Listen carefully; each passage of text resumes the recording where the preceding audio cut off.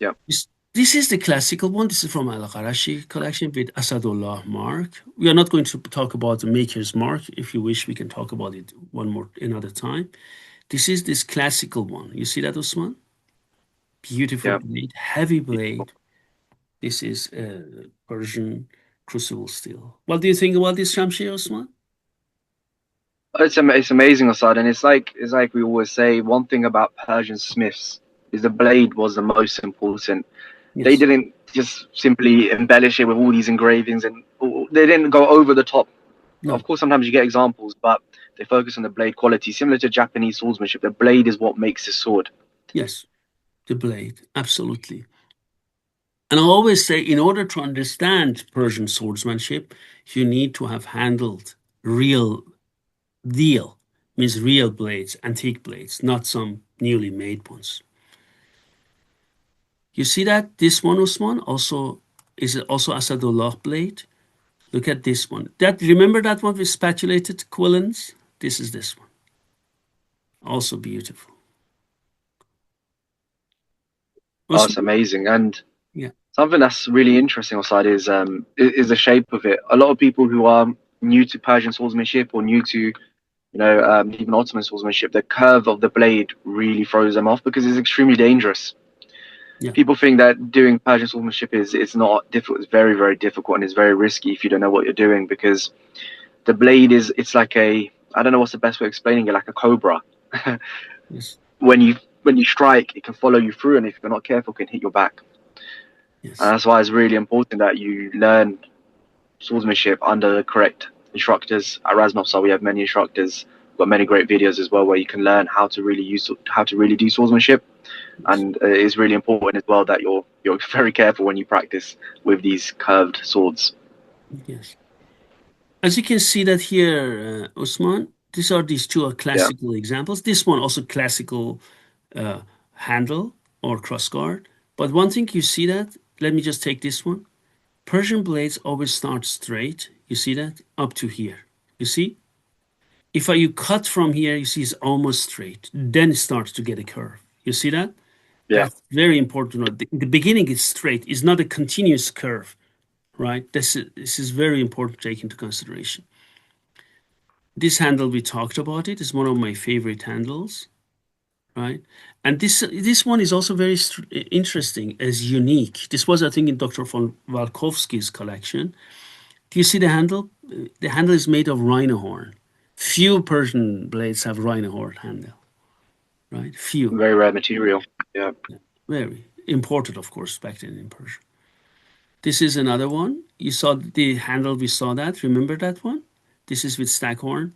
And look at this one. This is from Bunyad Museum, where I analyzed many swords, 500 swords alone for that museum there. Arms and armor, right? You see, this is a knob, ending a knob, but this is a wide crossguard. You see that, Osman? Yeah, like this one. Gorgeous. But this one is a short one. Osman, look at this example and look at this example. Which one would you take? Oh, that's you always give me the hardest questions on that. I'll need a few days to think about that because both of them are amazing. They're both Amazing. for me. I'd go for that first one because the first one is it's a traditional, very classical. Yes. It's like the hallmark of what you imagine a Persian shamsher to be. So I'd go for that first one, but the other one is also amazing. Yeah. So this is all that one we talked about. We talked also about this one, the handle. Now, let me move on. We saw that these blades are wedge shaped. There is no fuller. That's normally what people in the West thought before I started my research. Persian shamshir is like that. But we have Persian shamshirs with fullers. Do you see that? Especially in with Safavid period, we already have Safavid kings swords, shamshirs, which have it. In my book, Arms and Armor from Iran, we can see that. And then in Afsharid, Zan period, many of them were fuller. You see, this one has a central fuller, and then also intersections of smaller fullers here. You see that? And then there is also some inscriptions, like the inscriptions here, Amal Asadullah Isfahani, the work of Asadullah Isfahani, and it's also dated, right? Bande Shah Velayat Abbas. That's a dated. Yeah. Saniya is Shah Saniya. uh, They wrote it here. So you see that this is this one, right? Beautiful, isn't it? No, sorry, I have a question for your side. I don't think this has ever been discussed on the channel before as well. So I'd love to hear your opinion. Also, you've researched and dealt with many different smiths now. Do you have a favorite smith? You mean current Smith, currently or in the past? No, no, in the past. I mean, you cannot say because Asadullah was not one person, that for sure. True. I Yeah. wrote an Yeah. article now for a scientific journal in Ukraine. It will be published, I hope, by the end of this year. You will see 100 maker's mark of Asadullah, hundreds there, and dated. We did differences of 400 years, 4 centuries, dated with dates. Handwritings are different. Some of them are called Amal Asadullah. Some of them are written Amal Asadullah Isfahani. Some of them are written Asadullah Isfahani. Some of them written Asadullah. Some of them are written Amal Asad. Some of them are written Asad. Some of them are engraved. Some of them are gold inlaid. Some of them are gold overlaid. Some of them are gilded. Yeah. Some of them are chiseled. Completely different handwritings. So there was not one Asadullah. The same goes with Kalbali, less, but we have a difference dated 210. Not all of them are dated 210. So it's not one Kalbali, it's clear. Then even Zaman Isfani, I don't show it there, but I'm writing about it. There are different handwritings of Zaman Isfani. So the question will be, so maybe Asadullah didn't write it himself. He gave it to calligraphers or goldsmiths to write it on it. But if it is were true, why did they date it differently? No, you're right. Yeah. It's very interesting. Sometimes you have Amal as Bande Shah Velayat Abbas, Bande Shah Velayat Ismail, Bande Shah Velayat Hussein, Bande Shah Velayat Suleiman. So different Safavid kings. But then we go Nader Shah with Asadullah. We have Karim Khan with Asadullah from Zand period. We have Qajar kings with Asadullah. So this was not only one Asadullah. So it's hard for me to explain. But one thing I can tell you, swords which have marks of Asadullah, also Kalbali, also Zaman, they're exceptional, no matter which handwriting, right? Exceptional swords. But so are swords without a cartouche, without maker's mark. They're also exceptional, right? So I cannot even explain it to you. Now, to me, I always tell sometimes they try to fake it, but you can always tell if this is a fake, right? Because it Was is. this? Hmm?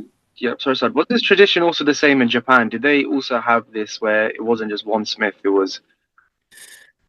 No, in Japan, the schools was more like that. They had their name, and not all Japanese names blades were named because they write it in their tanks. But you know that in my books you saw that also in Qarashim, arms and armor from Iran, one of the Safavid kings. They also write it in the tank, right? Yeah. You remember that. But not all Shamshir blades are written on the tank. So, for example, they have one in the blade Amal Asadullah, one in the blade on the blade. And one on the tank. You see the Kazemani Shirazi, that famed Yeah. is from there from Shiraz.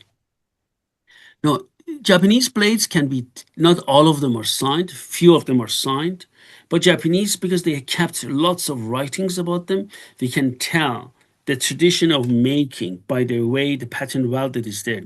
This tamahagone was used, and then also, but we can tell by the way jihada is made, the pattern of jihada, the pattern of hamon, the combination of them. The blade was made. We can tell the school. Sometimes we can even tell the smith by the way it's written without any mark on the tank. We can at least say the school. So there were different schools of swordsmithing who were allowed to use Amal Asadullah, like workshop thing or a title of a smith. That for sure.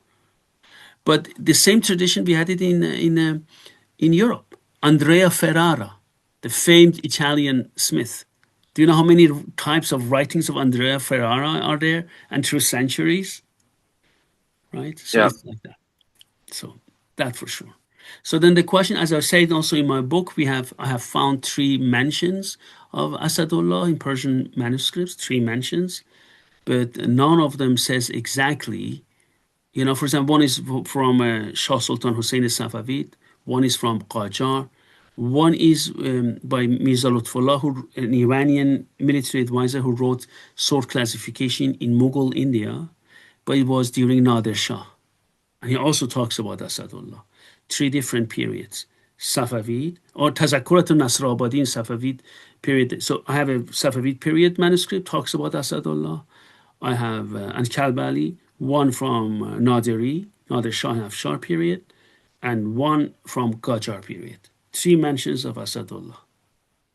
Maybe in the future we will find more. But even if you find more, it does not justify. If they wanted to fake Asadullah, why did they put the date? If Asadullah was No, only exactly. from Shah Abbas Safavid, they would have faked the date as well. No, 100%. You're right. If you're gonna fake something, you'd put the date and you would make it seem as much as you can that it comes from one particular period or place. That for sure. That the question which we don't know okay, even if calligraphers were ordered, right? Why then? Okay, so different handwritings, but it still does not explain the dating, differences of dating, this sort. Could it also be due to the meaning or that? That's why they adopted it.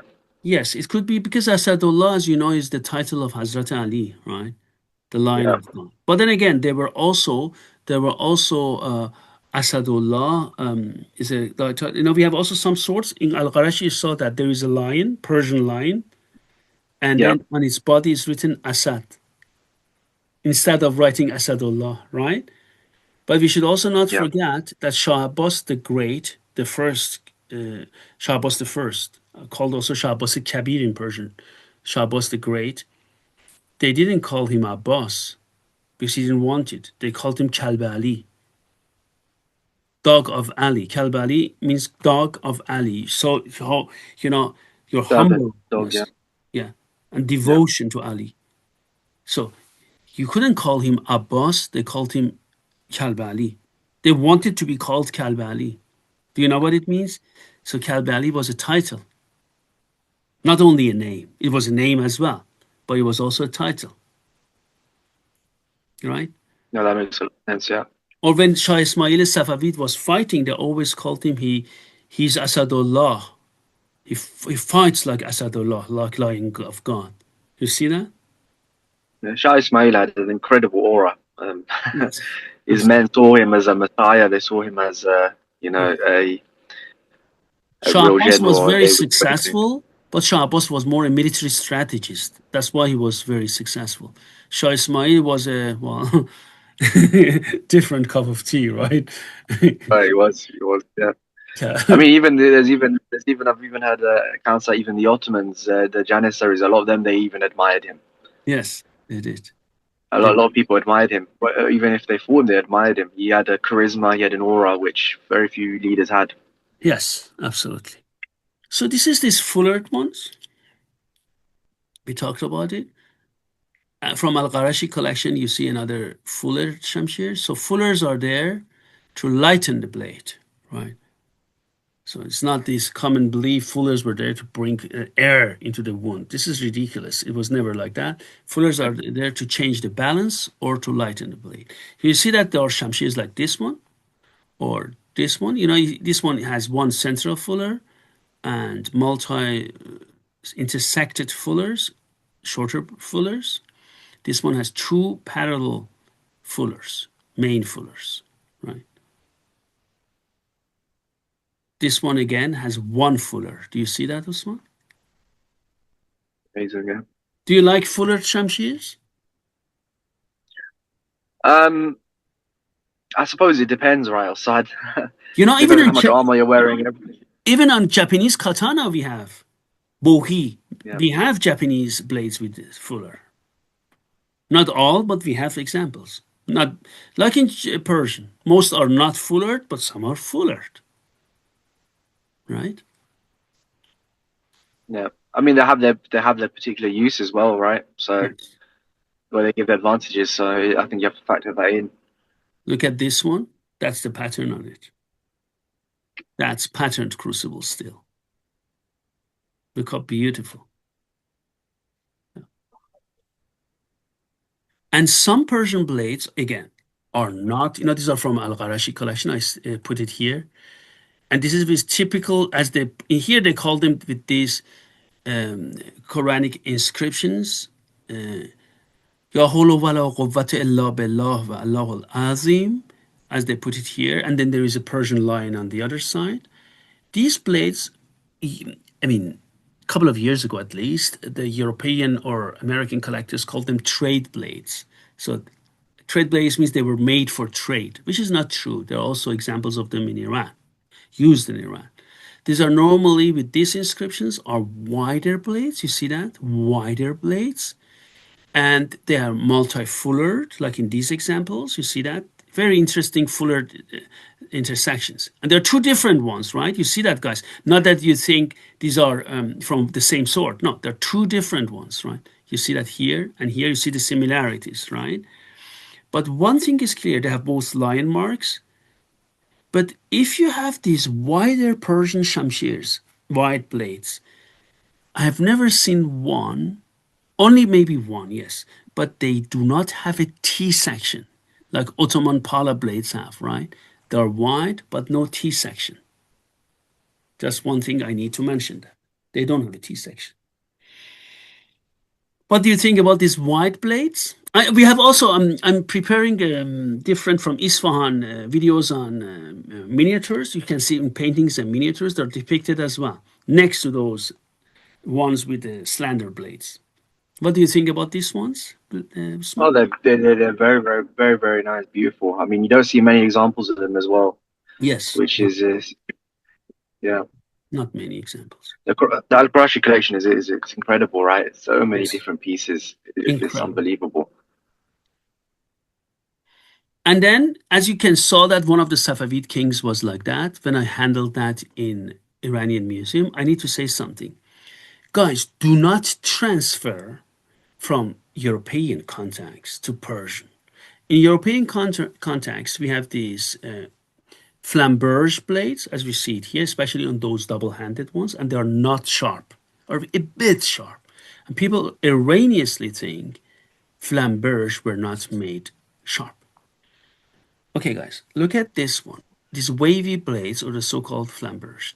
This is from, let me just see, Dr. von Walkowski's collection. And a similar one, which is a Safavid king, I handled it in Iran. And I tell you something, you could take off your nail with it. That sharp they were, Usman. That sharp they were. And this Incredible. one also I handled it in Dr. von Walkowski's collection. It is so sharp you can cut a paper with it.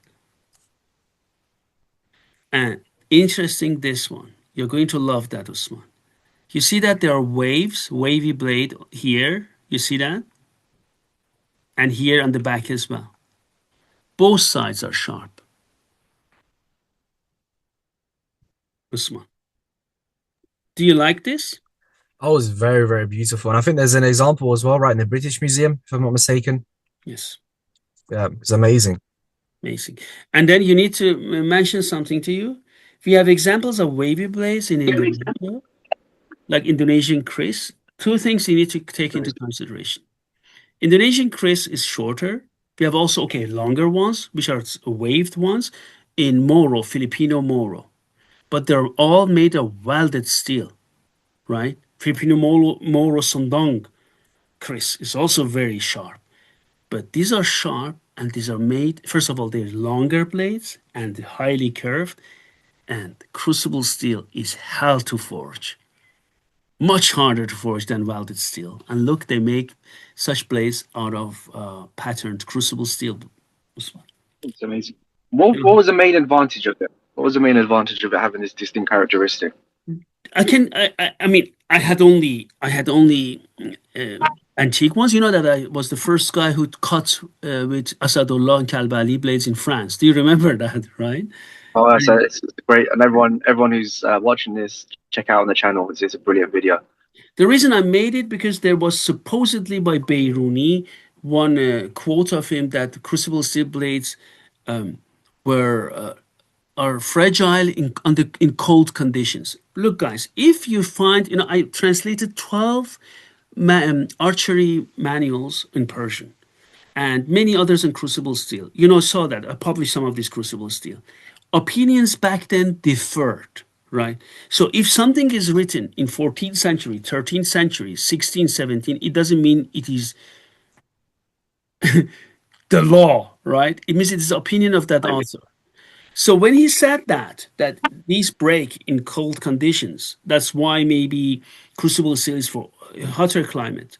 As an Iranian, or at least ethnic background Iranian, I know that Iran in many areas is cold, right? Go to Tehran, it snows, is very cold, right? those, yeah. Iran has skiing slopes, right? Okay, of course, if you go in the middle of Iran, we have desert, right? If you go to the south, it's warm. But Iran has different climate zones, and most of it is cold. So, and they use crucible steel material which breaks in the cold condition. Ridiculous. So I did it on a very cold winter in France, and I knew it wouldn't break. And I did on tatami omote hard grain cutting with it, and it cut like going through butter. Two, one Asadullah signature, one Kalbali, and it cut like that, no problem. So back to your questions. I've never tested this because that collector doesn't have such a thing, but I can guarantee you it can also cut very well. I think that this one, especially, I would suggest it cuts gambeson extremely well. That's my just educated guess on it. Do you like this shape? Oh, it's a very beautiful, very unique shape. Very, Very. very unique. It's a beautiful blade.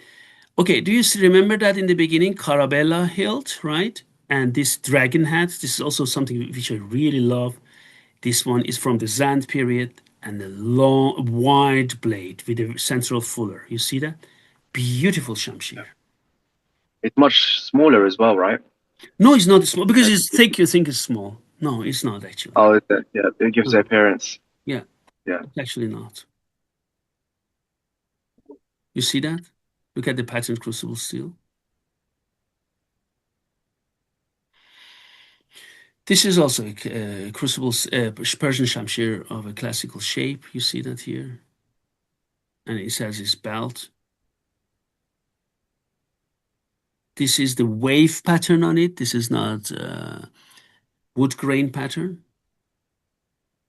And now we go to, this is also a shamshir. We call it shamshir mustaqim, shamshir rast. These straight blades. This is from the Great. early Qajar period. This There's is quite a few examples of straight ones from the Qajar period, right? yes, and some of them are also earlier. We have also from Timurid period. We have also examples from Safavid period. They never stopped producing them. That's what we also need to practice with them, right? Because then it changes the whole game when you have such a thing. It's like having a large qame, huh? Yeah, it is. Yeah, yeah. I think Oh, in Indian swordsmanship they have a similar sword there. They got, I think it's called a khanda, which yeah, is quite similar as well, straight. yes, that's right. This one is made of patterned crucible steel, and also look at this. The handle of it is made as dragon heads, right? And then they have also two parts made of steel which are attached to each other. Some of them have a sharp point. This one has a rounded tip. Some of them have a really sharp tip. What would the weight be on a piece like this? I think this one is like 950 or 900 grams. Some of them are even heavier. Yeah. Look at this. The Oh, chiseling is beautiful. superb. Superb. Oh, it's exceptional. Yeah, and this one is a Zulfaqar sword. At least that they thought. I wrote scientific articles on Zulfaqar. As we know, Zulfaqar in the time of Prophet Muhammad and also Hazrat Ali, they were straight, right? And this was the rendition of it, which came into later period. I explained it in my book. And this is made of crucible steel, patterned crucible steel. And look at this. There are two interpretations of Zulfaqar. One of them is that there is one on the back and one down. So if you cut, it always cut with one. This is okayish, but this rendition is more interesting because there are two parallel blades, Usman. This is made of crucible steel, right? Which cut at the same time when you hit. Do you see the difference? Yeah, but it's amazing. Amazing. A beautiful rendition of it. Yeah. It's also I mean, Asadullah. this would also be a very symbolic piece, right? Yes, it is. It would be And it's written in well, Persian. زهوش فلاتون دمش تیزتر. Its blade is a Persian poem, is sharper than the intelligence of Plato. And then it writes Amal Asadullah, the work of Asadullah. Yes. And then one more thing, the last things, many military swords which were based after the modernization of Iran happened. It started already in Safavid period for the guns, but then in the Qajar period, they started to modernize and uniforms and all these things.